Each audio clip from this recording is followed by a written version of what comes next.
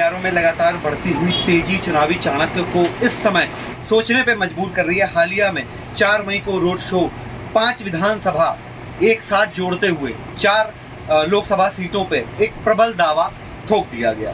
लगातार जिस तरीके से क्या मोदी मैजिक चल रहा है का सवाल आज भी विपक्ष साधे हुए, वहीं कानपुर लोकसभा में लगातार 2 चेहरे, जो एक कांग्रेस से और सपा के गठबंधन से प्रत्याशी, या मैं कहूं इंडिया गठबंधन से प्रत्याशी आलोक मिश्रा, वहीं दूसरी तरफ रमेश अवस्थी, दोनों ब्राह्मण चेहरे, और कानपुर में किदवई नगर विधानसभा और गोविंद नगर विधानसभा दोनों ब्राह्मण बहुल क्षेत्र है।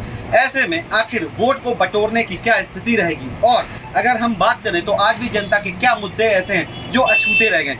इसके साथ हमारे साथ मौजूद है कानपुर लोकसभा प्रत्याशी आलोक मिश्रा जी। पहले तो बहुत बहुत स्वागत है आपका। धन्यवाद। मैं बात करूं तो केंद्र में सिवाय राहुल गांधी और प्रियंका गांधी के क्या लगता है ऐसा कौन सा प्रधानमंत्री का चेहरा है? देखिए, अभी यहाँ चुनाव कानपुर में लोकसभा के कैंडिडेट का हो रहा है, प्रधानमंत्री का नहीं हो रहा है। जो जीतेंगे एमपी वो जाके सेलेक्ट करेंगे। कोई नहीं जानता था कि मनमोहन सिंह प्रधानमंत्री हो जाएंगे, और मनमोहन सिंह ने जितनी अच्छी अर्थव्यवस्था चलाई उसके बाद से ऐसी अर्थव्यवस्था डगमगाई है कि महंगाई की इस पूरी तरह मार है कि गरीब आदमी इतना परेशान है। 200 रुपये किलो अरहर की दाल, 200 रुपये लीटर कड़वा तेल, 4000 रुपये किलो चिरौंजी, 400 पार लहसुन। क्या हो रहा है? 400 का सिलेंडर जो 2014 में था वो आज 1100 का। तो महंगाई की बहुत बुरी मार है, बेरोजगारी की इतनी बुरी मार है, नौजवान को नौकरी नहीं मिल रही, और नौकरी के नाम पे ठगी उनके साथ हो जाती है, पेपर लीक हो जाता है, और इलेक्टोरल बॉन्ड के नाम पर भ्रष्टाचार, ऐसा वैसा भ्रष्टाचार। बताइए, आप हिंदुत्व की पार्टी कहते हैं और हिंदू के नाम पर आप उस कंपनी से चंदा लेते हैं जो गाय को काट काट के उसका मांस बेचती है, उससे आपने चंदा ले लिया।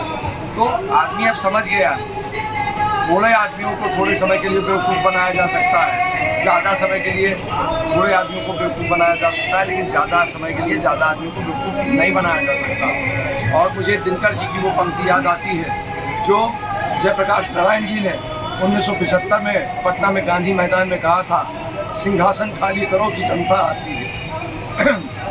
आपकी जनता आ रही है।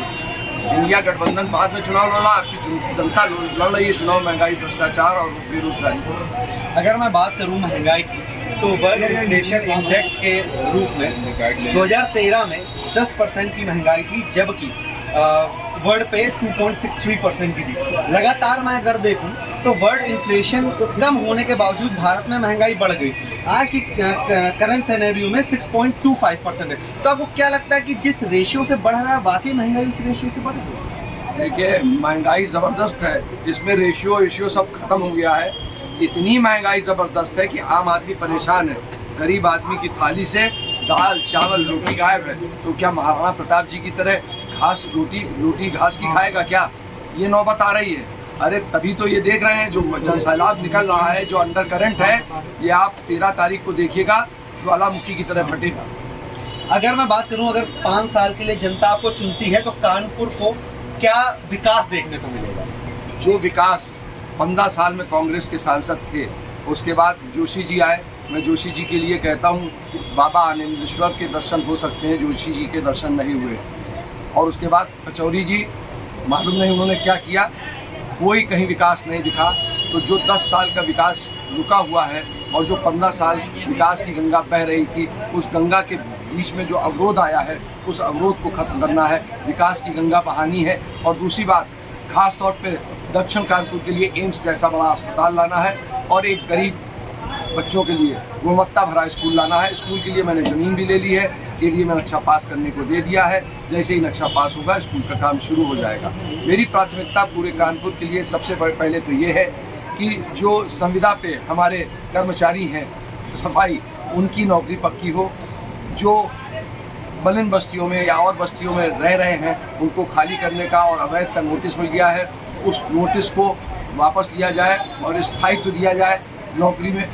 उसमें मलिन बस्तियों को परमानेंट उनकी नियमितीकरण किया जाए, उनके घरों का। उसके साथ साथ सफाई, पेयजल की समस्या, रेडी जो दुकानदार हैं जो फुटपाथ के, इनको एक अच्छा व्यवसाय करने का स्थायित्व भरा काम दिया जाए। ये हमारी प्राथमिकताएं हैं। और इस प्राथमिकता में सबसे बड़ी प्राथमिकता ये है कि हर आदमी जो कानपुर का रहने वाला है गर्व से कहे मैं कानपुरिया हूँ।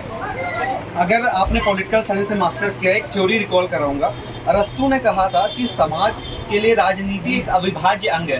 तो आपको ऐसा नहीं लगता कि कांग्रेस आज भी थोड़ा सा बंटवारा करती है? कांग्रेस बंटवारा करती है? आप कांग्रेस बंटवारा करती है? दिन भर हमारी भारतीय जनता पार्टी हिंदू मुसलमान भारत पाकिस्तान, अरे हम तो कहते हैं हम गंगा माँ के पवित्र तट पर बसने वाले लोग, यहाँ पर एक हिंदू आचमन करके पवित्र हो जाता है तो वहीं एक मुसलमान भाई वजू करके पाक हो जाता है। हम गंगा जमनी तहजीब में यकीन करते हैं। ये गणेश शंकर विद्यार्थी के बलिदान का शहर है और मौलाना हसन मोहानी की कुर्बानी का शहर है। हम तो इसमें यकीन करते हैं। हम हा से हिंदू और माँ से मुसलमान बना के हम कहते हैं, और हम जब इकट्ठा होते हैं तो जो हमको बांटने का काम करते हैं उनका सिंहासन डोल रहा है। जातिगत आरक्षण और जातिगत जनगणना पे आपका क्या मानना? मेरा ये मानना है कि जनगणना में प्रॉब्लम क्या है। अगर जनगणना हो जाएगी तो दिक्कत क्या है? क्या दिक्कत हो रही है इसमें कोई दिक्कत नहीं। अगर मैं बात करूं 1961 में जवाहरलाल नेहरू ने सभी सीएम को पत्र लिखा, कहा कि जाति और धर्म के आधार पर जनगणना कराना असंवैधानिक है। वहीं सरदार वल्लभ भाई पटेल, जवाहरलाल नेहरू, इंदिरा गांधी जैसे कई दिग्गज नेताओं ने खुले मन से इसका विरोध किया। 2011 में जनगणना भी हुई लेकिन ठंडे बस्ते में भी डाल दिया गया।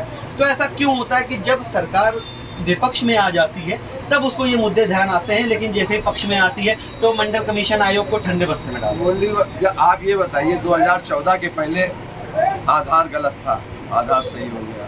तो विपक्ष में आ जाती है तब उसको ये मुद्दे ध्यान आते हैं, लेकिन जैसे पक्ष में आती है तो मंडल कमीशन आयोग को ठंडे बस्ते में डाल दिया? आप ये बताइए 2014 के पहले आधार गलत था, आधार सही हो गया। 2014 के पहले जीएसटी गलत था, आज जीएसटी सही हो गया। ये सरकार है जो वही सब काम कर रही है जिसका वो विरोध करती चली आ रही है। आप बताइए जो सिलेंडर लेके बैठती थी, आज उनका सिलेंडर क्यों नहीं फट रहा? भाई 1100 पे 400 के सिलेंडर लेके बैठती थी, अभी 1100 पे सिलेंडर नहीं फट रहा ना उनका। फिर मुद्दे हमें मत कहिए। और ये प्रश्न जो राज्य कर रहा है, जो राजा है, जिसकी सरकार है, उससे प्रश्न कीजिए। ये जो गोदी मीडिया है ना, विपक्ष से सवाल करना बंद कर दीजिए। विपक्ष से 10 साल पहले के सवाल करिए। आज इतनी ज्यादा भ्रष्टाचार किस कदर है आपको अंदाज है? आप प्रश्न हमसे कर रहे हैं। चुनावी रणभेरियों के बीच लगातार लोगों के मत बदलते रहते हैं। महंगाई, भ्रष्टाचार जैसे मूलभूत समस्याएं आज भी बहुत परे। बेरोजगारी, रोटी, कपड़ा और मकान किसी भी इंसान की 3 बेसिक नीड्स होती है, लेकिन आज की जनता इससे बहुत अलग हो चुकी है। अब देखना यह है कि कानपुर लोकसभा में ये 3 मुद्दे कितने काम आएंगे, या आज भी जनता एक हवा किले के रूप में प्रदर्शित करेगी। कैमरामैन तनिष्क